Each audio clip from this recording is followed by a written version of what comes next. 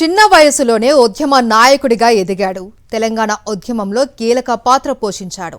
BRS అధినేత కేసీఆర్ కు అత్యంత సన్నిహితుడిగా గుర్తింపు పొందిన దివంగత మాజీ ఎమ్మెల్యే పెద్ది సుదర్శన్ రెడ్డి విగ్రహం నర్సంపేట రాజకీయాలను వేడెక్కిస్తోంది.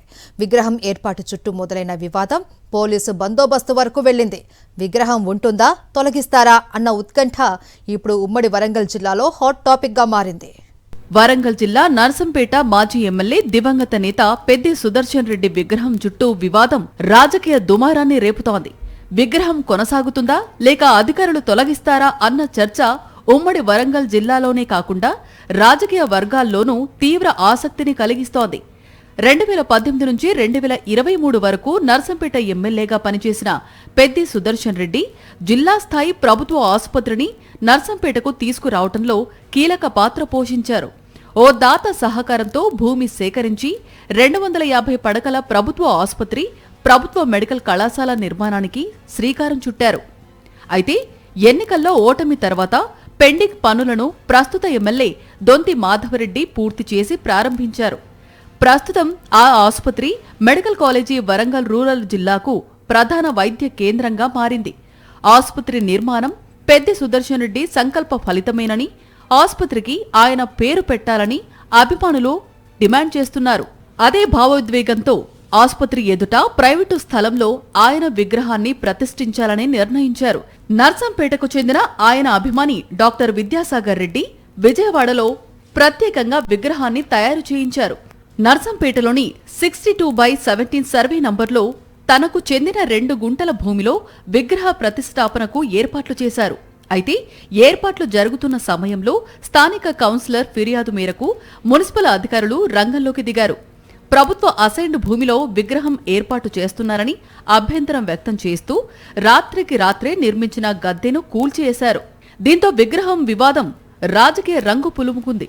స్థానిక ఎమ్మెల్యే దొంతి మాధవరెడ్డి ఒత్తిడితోనే అధికారులు విగ్రహ ప్రతిష్ఠాపనను అడ్డుకుంటున్నారని బీఆర్ఎస్ నాయకులు ఆరోపించారు. మాజీ మంత్రి ఎర్రబెల్లి దయాకర్రావు నేతృత్వంలో ధర్నా, రాస్తారోకో నిర్వహించి ప్రభుత్వ వైఖరిని తీవ్రంగా తప్పుబట్టారు. ఒకవైపు నిరసనలు, మరోవైపు పెద్ది సుదర్శన్ రెడ్డి సంస్మరణ సభ కొనసాగుతున్న సమయంలో మాజీ ఎమ్మెల్యేలు, బీఆర్ఎస్ నేతలు విగ్రహ ప్రతిష్ఠాపనకు శ్రీకారం చుట్టారు. ఉద్రిక్త పరిస్థితుల మధ్య అక్కడికక్కడే దిమ్మె నిర్మించి పెద్ది సుదర్శన్ రెడ్డి విగ్రహాన్ని ప్రతిష్ఠించారు. విగ్రహ ప్రతిష్ఠాపన సమయంలో పోలీసులు, బీఆర్ఎస్ కార్యకర్తల మధ్య తీవ్ర తోపులాట చోటు చేసుకుంది. అయినప్పటికీ విగ్రహ ప్రతిష్ఠాపన పూర్తయింది.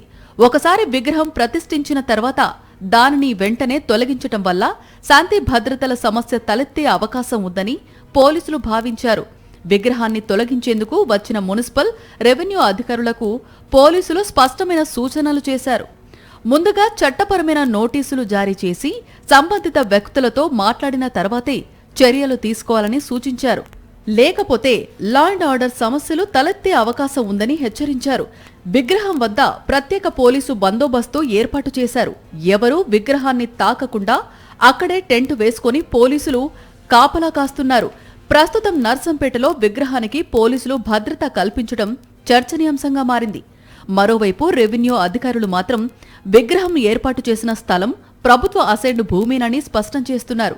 అనుమతులు లేకుండా విగ్రహం ఏర్పాటు చేసినందున తప్పనిసరిగా తొలగించాల్సిందేనని చెబుతున్నారు. పోలీసులు మాత్రం చట్టబద్ధ ప్రక్రియ పూర్తయ్యాకే చర్యలు తీసుకోవాలని సూచిస్తున్నారు. ఈ వ్యవహారం చివరకు వరంగల్ జిల్లా కలెక్టర్ సత్యశారదాదేవి దృష్టికి చేరింది. విగ్రహాన్ని ఏర్పాటు చేసిన పెద్ది సుదర్శన్ రెడ్డి అభిమానులతో కలెక్టర్ ప్రత్యేకంగా చర్చలు జరిపారు. అన్ని అనుమతులు పొందిన తర్వాతే విగ్రహాన్ని కొనసాగించేలా చర్యలు తీసుకోవాలని సూచించినట్టు తెలుస్తోంది.